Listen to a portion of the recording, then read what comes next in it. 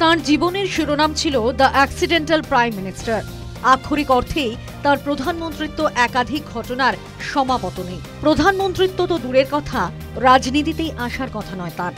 পড়াশোনার নিবিড় জগতে ডুবেছিলেন। পরে প্রধানমন্ত্রী হয়েছেন বটে, তবে পড়াশোনার জগৎ থেকে সরে আসেননি, ভুলে যাননি যোগ্যকে মর্যাদা দিতে। দীর্ঘ জীবনে অনেক সম্মান পেয়েছেন, সমালোচনার মুখেও পড়েছেন। মনমোহন সিং 1932-এ পশ্চিম পাঞ্জাবের গাঁওতে জন্ম। বাবা গুরুমুখ সিং, মা অমৃত কৌর। 1952-তে পাঞ্জাব বিশ্ববিদ্যালয় থেকে স্নাতক হন তিনি।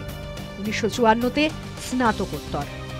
1957-তে কেমব্রিজ থেকে অর্থনীতিতে স্নাতক হন মনমোহন সিং। 1962-তে অক্সফোর্ড থেকে ডিফেল। 1966 থেকে 1969 পর্যন্ত রাষ্ট্রপুঞ্জে চাকরি করেন মনমোহন সিং। 1969-এ দিল্লি স্কুল অফ ইকোনমিক্সে অর্থনীতির অধ্যাপক হন প্রাক্তন প্রধানমন্ত্রী। 1972-এ মুখ্য অর্থনৈতিক উপদেষ্টা কেন্দ্রীয় অর্থমন্ত্রকের।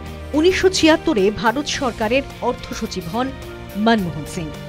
1980 থেকে 82 যোজনা কমিশনের ডেপুটি চেয়ারম্যান পদে ছিলেন তিনি। 1982 থেকে 85 রিজার্ভ ব্যাংক অফ ইন্ডিয়ার গভর্নর হন। 1991-তে হন কেন্দ্রীয় অর্থমন্ত্রী। 2004 থেকে 2014 সাল পর্যন্ত প্রধানমন্ত্রীর পদে ছিলেন মনমোহন সিং।